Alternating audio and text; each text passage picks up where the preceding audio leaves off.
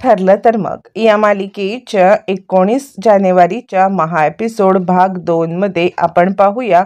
इकडे आता प्रियाने जो काही चाळीमध्ये लाईव्ह व्हिडिओ चालू असतो त्याचं प्रक्षेपण पूर्णाजी आणि कल्पना यांना लाईव्ह दाखवत असते. आणि आता तितक्याच चाळीमध्ये अर्जुन येतो. अर्जुन आल्यावरती प्रिया आता सांगायला लागते, बघ मामी बघ, आता अर्जुनला तिकडे जाण्याची काय गरज होती. अर्जुन तिकडे गेल्यामुळे आता मीडिया त्याच्यासमोर प्रश्नांचा सरबत्ती करेल आणि त्याला या सगळ्यामध्ये बदनाम करून टाकेल. ह्या सायलीचा हाच हेतू असणार आहे. पण आता इकडे कल्पना म्हणायला लागते, काय ग तन्वी, पण त्यांना हे सगळं सांगितलं कोणी, मीडियापर्यंत ही बातमी पोहोचलीच कशी. यावरती प्रिया सांगते, हे बघ, आपल्या घरातून तर कोणी ही बातमी दिलेली नसणार आहे. मला काय वाटतं माहितीये मामी, सायलीनेच ही बातमी मीडियाच्या समोर आता आणली असेल आणि ही बातमी मीडियाच्या समोर आणून सायलीने या सगळ्यामध्ये आता ना बदनामीसाठी हे केलं असेल. तिचं पैसे उकळण्याचा हेतू असेल. असं म्हटल्यावरती मग मात्र आता इकडे पूर्णाजी म्हणायला लागते, या सायली तर नीच आहे. माझ्या मनातून सायली आता कायमची उतरलेली आहे. तोपर्यंत अर्जुन इकडे मीडियासमोर येतो आणि तुम्हाला इकडे येण्याची परवानगी कुणी दिली, हिंमत कशी झाली तुमची इकडे येण्याची, खबरदार खबरदार या सगळ्यामध्ये पुन्हा पुन्हा इकडे आलात तर. हे बघा, सायली सुभेदार ही माझी बायको आहे आणि तिच्यावरती असे प्रश्न उच्चारण्याचा तुम्हाला काहीही अधिकार नाहीये.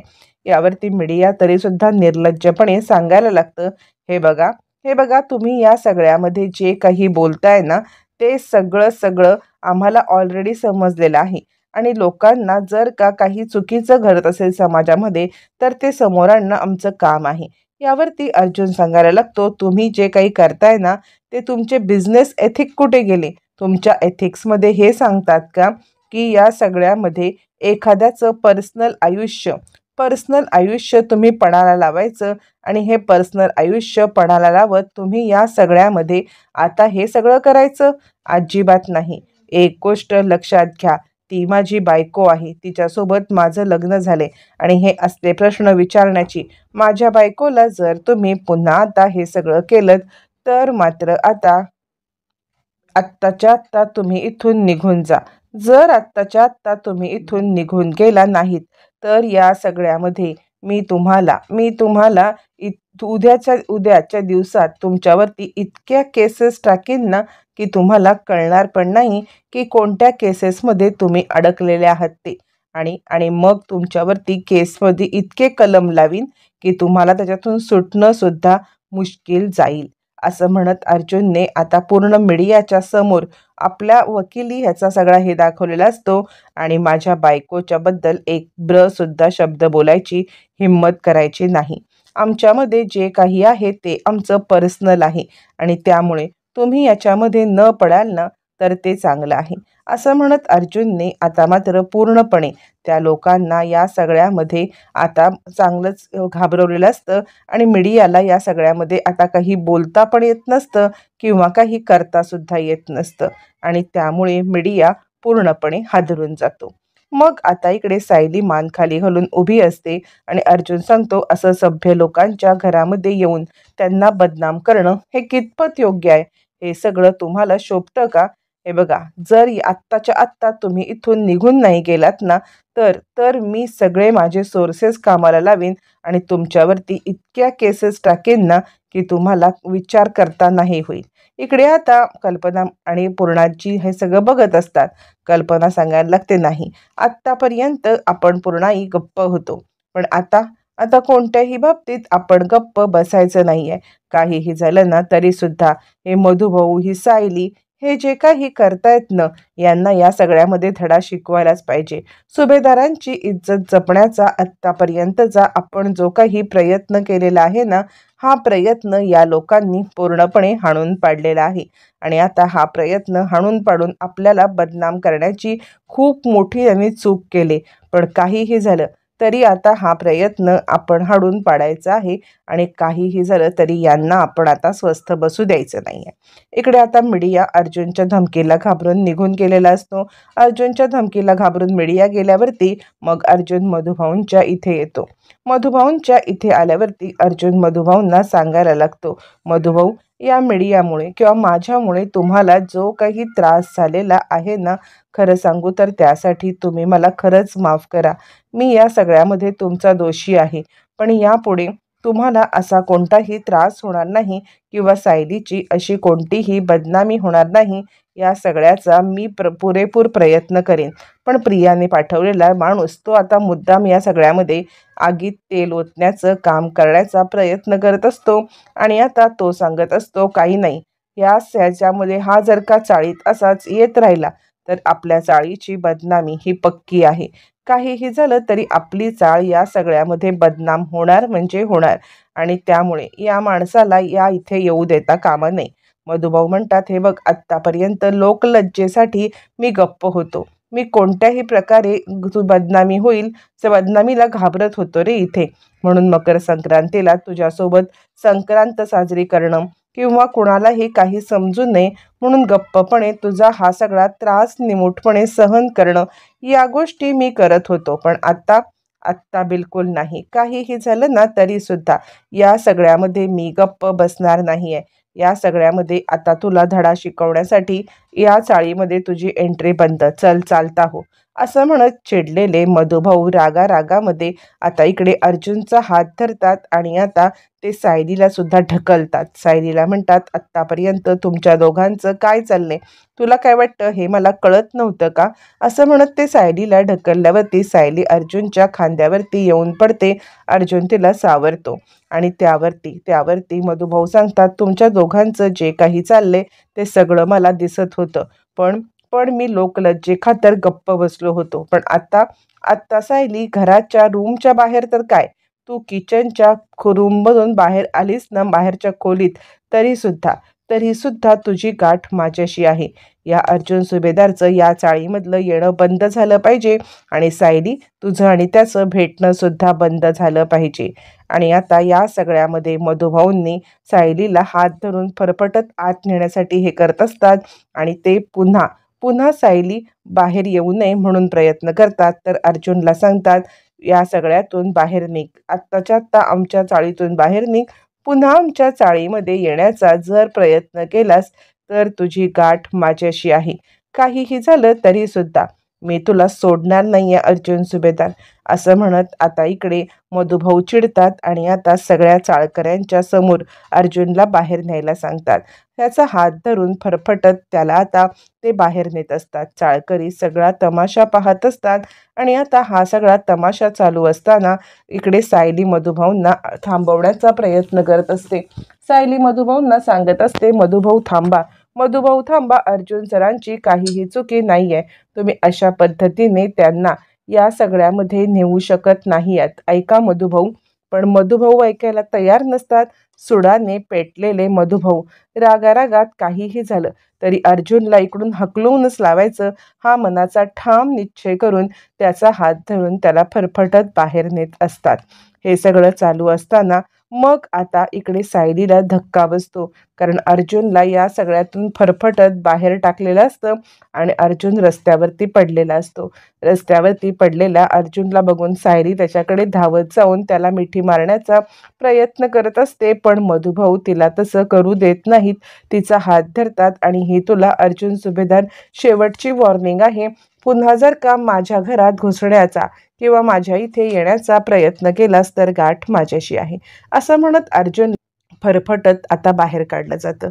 हे सगळं चालू असताना अर्जुन आपली बाजू समजवत असतो. मधुभाऊ, मला फक्त एकदा बोलू द्या, फक्त एकदा तुमच्याशी बोलून सगळं क्लिअर करू द्या. मधुभाऊ ऐकत नाही. मधुभाऊंनी आता इकडे त्याला हकलून देऊन गेटचं दार लावून घेतलेलं असतं. अर्जुन रस्त्यावरती पडलेला असतो. पण त्याला काहीही झालं तरी मधुभाऊंसोबत बोलायचं असतं. त्याला आपली बाजू समजावून सांगायची असते. म्हणून तो या सगळ्यामध्ये आता मधुभाऊंना विचारण्याचा प्रयत्न करत असतो आणि मधुभाऊंना सांगत असतो की मला बोलू द्या असं म्हणत तो दार लावण्यापासून थांबवत असतो. पण इकडे आता अर्जुनचं कुणीच काही ऐकत नाही. सायली सांगत असते, मधुभाऊ, असं त्यांना रस्त्यावरती तुम्ही टाकू नका. काहीही झालं तरी मला त्यांच्याशी बोलू द्या. त्यांच्याशी बोलून मला त्यांचं पहिलं म्हणणं ऐकू द्या. असं म्हणत सायली आपल्या जीवाच्या आकांताने मधुभाऊंना सांगण्याचा प्रयत्न करत असते. आणि आता मधुभाऊ निर्लज्जासारखे सायलीला घेऊन जात असतात. सायली मात्र अर्जुन सर, अर्जुन सर असं ओरडत असते. अर्जुन सायलीला सायली, सायली असं म्हणत असतो. पण आता अजिबात अर्जुन आणि सायली या दोघांचंही कोणी ऐकत नाहीत. सगळेच विलन झालेले असतात आणि सगळेच अर्जुन सायलीला वेगळं करण्यासाठी प्रयत्न करत असतात. काहीही झालं तरी सुद्धा या सगळ्यामध्ये सायलीला हे करण्याचा ते प्रयत्न करत असतात. मधुभाऊ असा आता अर्जुन हाक मारत असतो. चाळकरी अर्जुनला सांगत असतात, हे बघ, तुला जर का तुझा जीव प्रिय असेल तर आत्ताच्या आत्ता इथून निघून जा, नाहीतर या सगळ्यामध्ये. चाळकरी सांगतात, हे बघ, तुला सांगितलंय ना की इथे थांबू नकोस म्हणून, मग आता इथून तू निघून जा. असं म्हणत आता चाळकरी अर्जुनला या सगळ्यामध्ये तिकडून जायला सांगत असतात. अर्जुन आता हे सगळं बोलत असतो. पण त्याच वेळेला इकडे आता सायली सांगत असते, मधुभाऊ माझं ऐका ना. मधुभाऊ सायलीला किचनमध्ये कोंडतात आणि इथून तू बाहेर यायचं नाहीस. काहीही झालं तरी सुद्धा या किचनच्या बाहेर तुला अजिबात हे नाही. चाळकऱ्यांनी संताचाळीचं गेट लावून घेतलेलं असतं आणि ते लावून घेतलेलं गेट उघडण्याचा अर्जुन प्रयत्न करत असतो. पण चाळकरी सांगतात, हे बघ, तुला एकदा सांगितलेलं समजत नाहीये का? तुला जर का तुझा जीव प्रिय असेल ना तर तर या सगळ्यामध्ये जरा तरी गप्प बसशील. जर तुझा जीव वरती आला असेल तर तू या सगळ्यामध्ये हे करशील आणि आता स्वतःच्या जीवाला मुकशील. लक्षात ठेव, या चाळीमध्ये तुला अजिबात प्रवेश नाही. असं म्हणत आता इकडे चाळकरी अर्जुनला तिथून आता ढकलून देतात. अर्जुन सांगण्याचा प्रयत्न कर, पण चाळकरी त्याचं काही ऐकत नाहीत. तो सांगतो, मला बाकी काही नाहीये, एकदा फक्त मधुभाऊंच्या सोबत बोलू दे. त्यांच्याशी बोलून मी माझी बाजू क्लिअर करतो आणि नंतर मी इथून निघून. तो हात जोडून सांगत असतो, मी लगेचच निघून जाईन. काहीही झालं तरी सुद्धा या गोष्टीमध्ये तुम्ही मला फक्त आणि फक्त एकाच वेळेला भेटू द्या. असं म्हणत तो आता विनवणी करत असतो, बोलत असतो. चाळकरी काही ऐकत नसतात. त्यात एक प्रियाचा माणूस असतो, तो सुद्धा या सगळ्यामध्ये आता अर्जुनला मारण्यासाठीच टपलेला असतो. आणि आता त्यामुळे अर्जुन या सगळ्यामध्ये आता हतबल होतो. चाळकरी त्याच्यावरती तुटून पडतात. सायलीला भेटू देत नाहीत ना मधुभाऊंना भेटून देत. तोपर्यंत प्रताप घरी येतो. प्रतापने सुद्धा आता तो लाईव्ह मीडियाचा व्हिडिओ पाहिलेला असतो. प्रतापच्या हातामध्ये तो व्हिडिओ असतो आणि तो म्हणतो, काय झालं, तुम्ही सुद्धा तो व्हिडिओ पाहिलात का? कल्पना म्हणते, हो, मला तर काही कळतच नाही की या सगळ्यामध्ये आता आपण कशा पद्धतीने डील करायचं आहे. अर्जुनला काय गरज होती तिकडे जाण्याची? यावरती प्रताप म्हणतो, खूप मोठा आता गोंधळ होणार आहे. आत्तापर्यंत हा आपल्या घरापर्यंतचाच इश्यू होता, घरापर्यंत सगळं मिटत होतं. पण ही आता गोष्ट घरापर्यंतची राहिलेलीच नाही आहे. ही गोष्ट अख्ख्या मीडियासमोर, जगासमोर आली. यावरती कल्पना म्हणते, सुभेदारांची बदनामी जी काही अर्जुनने घडवून आणले ना, मला तर मान खाली घालायला सुद्धा आता हे राहत नाहीये. चार चौघात काय जायचं? प्रताप म्हणतो, पण याच्यामध्ये आपण काही करूच शकत नाही ना, त्याचा स्वतःचा प्रश्न आहे ना. यावरती कल्पना सांगते, हो, पण आपण आता काहीतरी करायचं आहे. काहीही झालं ना तरी सुद्धा या सगळ्यामध्ये आपण आता त्याला ताबडतोब जाब विचारायचा आहे. प्रताप म्हणतो, तू कितीही काही बोललीस ना तरी सुद्धा आपण त्याला जाब विचारू शकत नाही आहोत, कारण तो आपलं काहीच ऐकणार नाहीये. यावरती कल्पना म्हणते, का नाही ऐकणार? त्याला ऐकावंच लागेल. काहीही झालं तरी सुद्धा त्याला या सगळ्यामध्ये आता आपली गोष्ट ऐकायला लागेल, कारण मी आणि पूर्णाजीने खूप मोठा निर्णय घेतलाय. प्रताप म्हणतो, निर्णय? कोणता निर्णय? पूर्णाजी म्हणते, याच्यावरती एक उपाय आहे. कल्पना म्हणते, हो, आम्ही दोघींनीही या उपायाचा विचार केलेला आहे. यावरती मग मात्र आता इकडे प्रताप म्हणतो, उपाय? काय उपाय? मला काहीच कळत नाही, तुम्ही कशाबद्दल बोलताय? पण या दोघींचं ऑलरेडी ठरलेलं असतं. मग त्या दोघी जणी प्रतापच्या कानाला लागतात आणि प्रतापला सगळा उपाय सांगायला लागतात. तोपर्यंत प्रियाचा माणूस जो काळ्या कपड्यामध्ये इथे आता मुद्दामच अर्जुन सायली यांना आता वेगळं करण्यासाठी, बदनामी करण्यासाठी आलेला असतो, तो तिकडे येतो आणि आता तो सांगायला लागतो, काय रे अर्जुन सुभेदार, या चाळीमध्ये येऊन आता तू आमच्या मुलीची बदनामी करणार का? तुला आता मारायलाच पाहिजे. आणि आत्तापर्यंत चाळकरी अर्जुनला हात सुद्धा लावत नसतात, पण या माणसाने सुरुवात केल्यामुळे आता मात्र ते अर्जुनला दे दनादन मारायला लागतात. प्रताप म्हणतो, तुम्ही दोघे जणी कोणत्या उपायाबद्दल बोलताय? मला खरंच काही कळत नाहीये. यावरती आता इकडे प्रतिमा सांगायला लागते, कल्पना सांगायला लागते, हे बघा, आत्तापर्यंत आपण अर्जुनचं सगळं ऐकलं.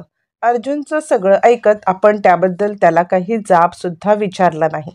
पण आता आता आपण तन्वी आणि अर्जुन यांचं लग्न लावून द्यायचं, हा एकच उपाय आता मात्र त्यांच्याकडे असतो. आणि त्यावरती या सगळ्याला विरोध करत इकडे आता प्रताप म्हणायला लागतो, नाही नाही, मला नाही वाटत की आपण हे सगळं करू शकतो.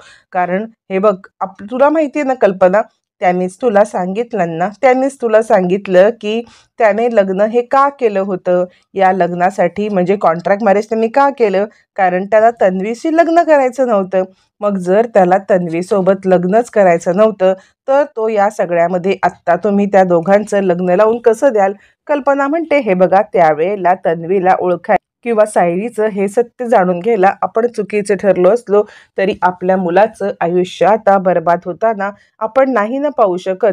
त्याच्या आयुष्याची ही अशी वाताहत आपण पाहू शकतो का? म्हणून मला असं वाटतं, काहीही झालं तरी अर्जुनला या सगळ्यामधून वाचवण्यासाठी हा एकच उपाय आहे. प्रताप म्हणतो, तुम्हाला दोघींना हा उपाय जरी पटत असला तरी मला हा उपाय पटत नाहीये. कारण अर्जुन कधीही तन्वीसोबत लग्नाला तयार होणार नाही आणि पुन्हा पुन्हा त्याच चुका करून आपण त्यांचं आयुष्य पणाला लावण्याच्या गोष्टी करतोय. यावरती कल्पना सांगते, नाही, पण माझ्या मुलाला असं या सगळ्यामध्ये मी आता हतबल होताना नाही पाहू शकत आहे. हे असं मीडियासमोर हे करणं हे किती दिवस अशा गोष्टी चालणार आहेत? तुम्ही सांगा बरं मला. असं म्हटल्यावरती प्रताप म्हणतो, पण म्हणून हे या सगळ्यावरती सोल्युशनच नाहीये ना. कल्पना, तू चुकतेस. हे सगळं करून तू पुन्हा एकदा चूक करते आहेस. कल्पना म्हणते, नाही, माझा आणि पूर्णाजींचा निर्णय झालेला आहे. काहीही झालं तरी सुद्धा आम्ही आणि पूर्णाई, अर्जुन आणि तन्वी यांचं लग्न लावणार. मला वाटतंय हा एकच शेवटचा उपाय आता आपल्याकडे आहे. असं म्हणत ती हट्टाला पेटते. इकडे अर्जुन चाळीचं दार उघडण्याचा प्रयत्न करतो. मग ते गुंड मिळून अर्जुनला मारायला लागतात. अर्जुन पण त्यांचा तितकाच विरोध करत असतो आणि अर्जुन पण त्यांना तितक्याच विरोधाने आता हे करत असतो. पण इकडे सायली पेटून उठते आणि मधुभाऊ, मला तुमच्याशी महत्वाचं बोलायचं आहे. मधुभाऊ म्हणतात, तू रूममध्ये जा. यावरती सायली म्हणते, तुम्ही तेच मधुभाऊ आहात ना? तुम्ही पूर्णपणे बदललेले मधुभाऊ आहात. या मधुभाऊंना मी कधी ओळखतच नाही. हे मधुभाऊ माझ्या नजरेसमोर कधी आलेच नाहीत. ज्या मधुभाऊंनी एका अनाथ मुलीला त्या आश्रमात वाढवलं, आश्रमात तिला लहानाचं मोठं केलं, आणि आज तेच मधुभाऊ इतके हट्टाला पेटतात की बाहेर एक माणूस मार खातोय आणि त्याला वाचवण्यासाठी किंवा त्याची बाजू खरी असताना सुद्धा तिकडे आपण जायचं नाही असं म्हणतोय. या मधुभाऊंना मी आता अजिबात ओळखत नाहीये. आणि असं म्हटल्यावरती आता मात्र इकडे सगळेच जण या सगळ्यामध्ये आता पेटून उठतात. आणि हे सगळं चालू असताना अर्जुनला वाचवण्यासाठी इकडे आता सायली पण येते. सायली येते आणि अर्जुन सर असं म्हणायला लागते. सायली आल्यावरती अर्जुनचा गुंडांशी मार देत असतो तो ढिला पडतो आणि सायलीकडे पाहायला लागतो. मधुभाऊ तिला फरफटत असतात. सायली त्याच्याकडे येते. अर्जुन सायलीकडे बघता बघता त्याच्या डोक्यात कुणीतरी मारतं. अर्जुन खाली पडतो. खाली कोसळल्यावरती सायली तिकडे येते. अर्जुन सर असं म्हणत अर्जुनला उठवण्याचा प्रयत्न करते. अर्जुन काही उठत नाही. मग सायली म्हणते, I love you Arjun sir. असं म्हणत आता मात्र या सगळ्यामध्ये आता अर्जुन सायलीची ही गोष्ट ऐकल्यावरती उठतो. सायलीला मिठीत घेतो आणि प्रत्येकाला बदड मारायला लागतो. शेवटी सायलीने आपलं प्रेम व्यक्त केलेलं असतं.